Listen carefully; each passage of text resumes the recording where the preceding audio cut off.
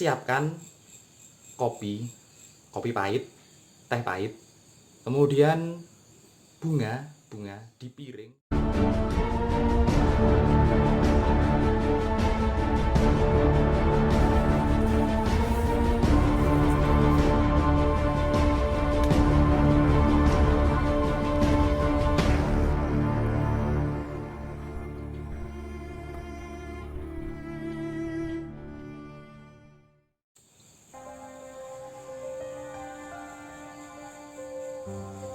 Selamat datang kembali kawan-kawan dari dunia lain. Oke, sesuai polling yang kemarin ya, sesuai polling yang kemarin saya bikin, maka pada video kali ini saya akan kembali membahas apa yang Anda request paling banyak. Pollingnya hasilnya seperti ini. Berarti saya akan membahas tentang kodam. Walaupun saya udah banyak ya video saya tentang kodam, tapi sepertinya ini adalah salah satu topik yang cukup menarik buat Anda. Oke, kali ini saya akan membahas tentang apa yang disebut dengan kodam keturunan. Sebelumnya saya akan ini dulu karena ada pertanyaan, apa bedanya kodam dengan korin? Percayalah, itu adalah dua sesuatu yang jauh berbeda, dimana kodam itu adalah makhluk lain, sedangkan korin itu adalah diri kita sendiri. Ya memang diri kita sendiri. Istilahnya bisa disebut guardian angel lah. Kalau di khasanah mistis barat itu disebut guardian angels. Sedangkan kodam adalah sesuatu yang lain. Nah, apa yang disebut dengan kodam keturunan? Ada yang menyangka jika kodam keturunan itu seperti ini contohnya. Ada individu si A misalnya diikuti oleh kakeknya atau buyutnya, atau ya dalam pandangan saya pribadi itu selain susah untuk masuk ke logika, itu juga namanya kurang ajar. Lah kita ini dimomong tapi kita tidak memuliakan. Maka saya tidak mengambil pemahaman seperti itu. Yang saya pahami adalah kodam leluhur ada dua macam, ada dua jenis. Yang pertama adalah kodam yang didapatkan oleh para leluhur. Yang kedua adalah bagaimana caranya leluhur itu mewariskan sesuatu yang istilahnya sesuatu yang gaib kepada kita, entah itu berupa makhluk, entah itu berupa ilmu, atau entah itu berupa pusaka yang nantinya akan mewujud. Jadi keterlaluan sekali kalau hal-hal seperti leluhur kita dijadikan kodam. Itu menurut saya kurang ajar. Perlu diketahui, ada di tradisi pesantren di Madura itu sebutan hadam itu adalah asisten, istilahnya asisten dari kiainya yang ada di pesantren tersebut. Coba dikonfirmasi di sini kalau mungkin saya salah, tapi silakan Anda konfirmasi di pesantren-pesantren. Lalu saya juga tidak menampik jika terkadang ada sebagian dari kita yang didatangi atau merasa didatangi oleh kakeknya atau buyutnya dan lain sebagainya. Itu masuk akal, tapi itu bukan merupakan terminologi atau apa yang disebut dengan kodam. Jauh sekali. Biasanya para leluhur itu akan mengingatkan kita tentang petunjuk-petunjuk yang penting. Banyak, kalau yang itu banyak, sering sekali terjadi pada banyak manusia. Saya kenal banyak orang yang kadang-kadang jika diperlukan maka akan diingatkan langsung oleh misalnya kakeknya atau ayahnya. Salam hormat saya buat orang-orang yang seperti itu. Dan kemudian itu adalah akan menjadi hal yang menarik jika kita memandangnya dari faktor sebagai leluhur kita, sebagai pengingat kita, bukan sebagai makhluk yang bisa disuruh-suruh atau seperti khodam, bukan seperti itu. Nah, eh, kita kembali lagi ke khodam yang diwariskan oleh leluhur. Yang dua saya bahas tadi. Khodam leluhur adalah kita perlu tahu ya, leluhur-leluhur kita zaman dulu, pada masa dulu, apalagi untuk Anda semua orang yang mempunyai ketertarikan terhadap hal-hal yang berbau supranatural atau metafisika, itu sudah ada dalam DNA Anda. Sudah ada dalam DNA Anda, yang berarti adalah DNA itu pengulangan atas apa yang terjadi pada zaman dahulu. Mungkin juga ada kakek Anda atau buyut Anda atau canggah Anda yang mempunyai ketertarikan bahkan terlibat sebagai praktisi supranatural. Itulah yang perlu Anda telusuri.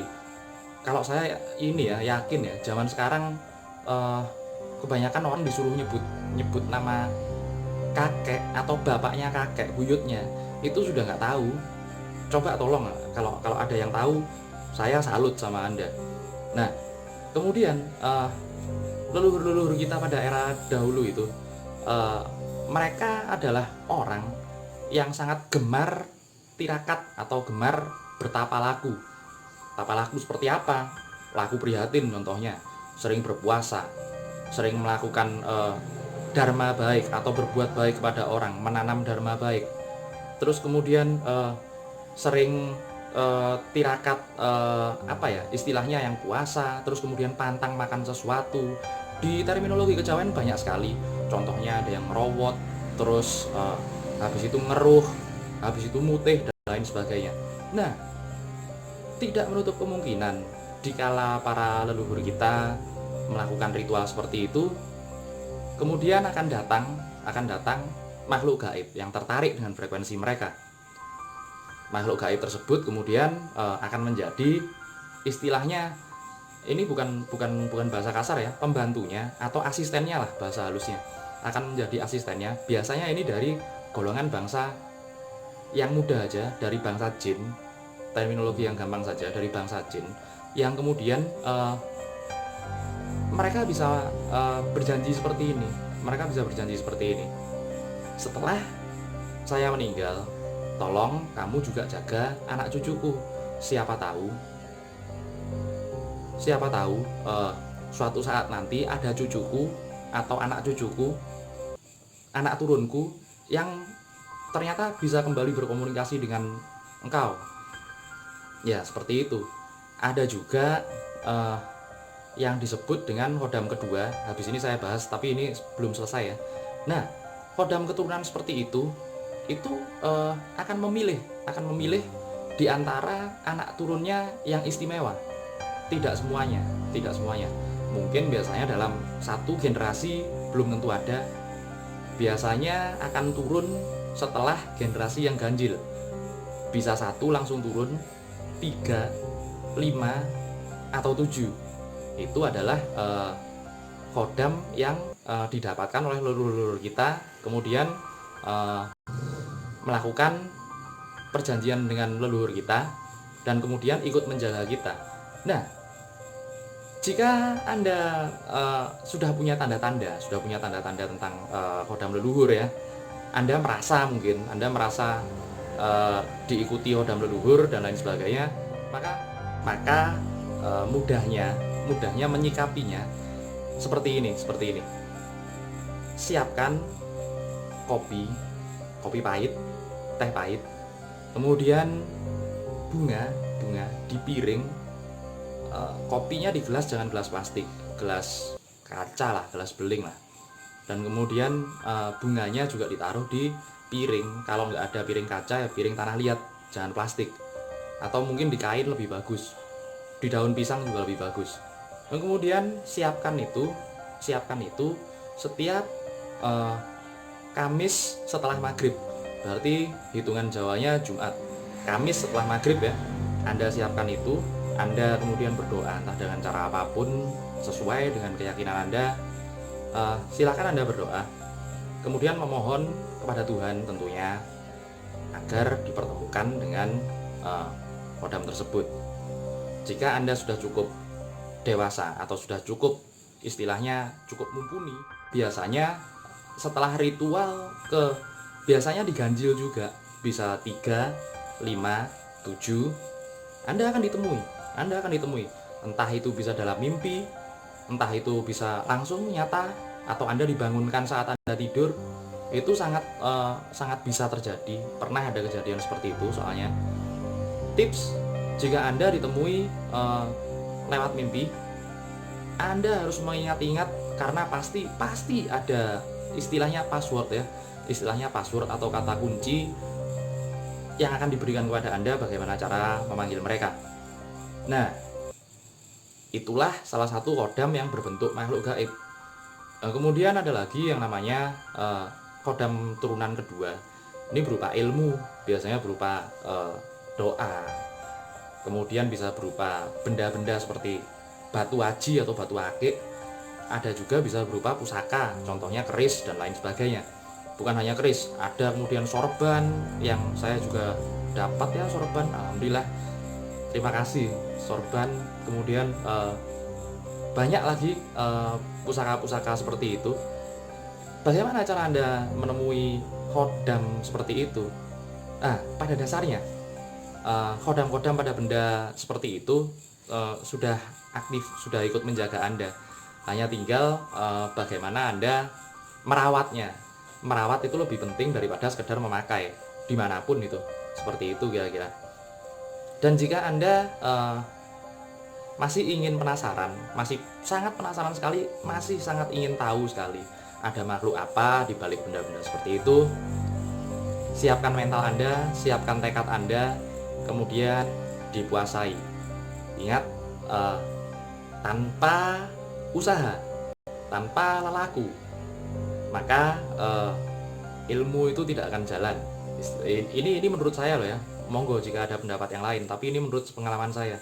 Jika Anda kurang tekad, jika Anda mutung di jalan, istilahnya putus asa di jalan, maka ya cukup segitu saja istilahnya kiprah Anda dalam mengerti hal-hal yang berbau supranatural.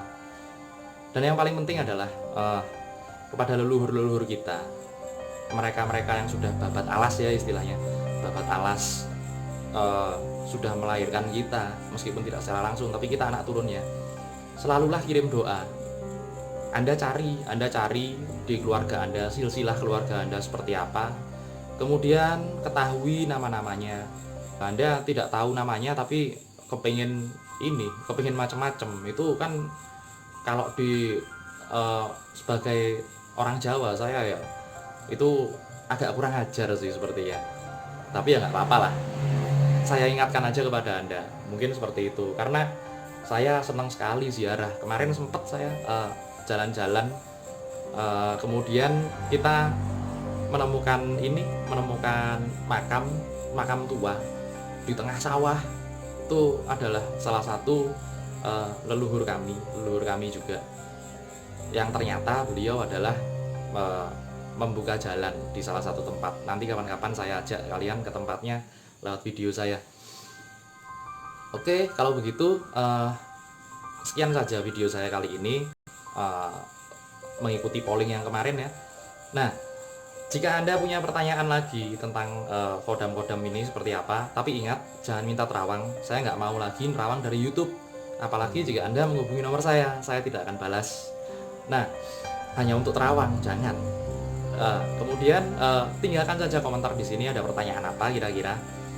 Nah, seperti itu. Sampai jumpa kembali kawan-kawan dari dunia lain.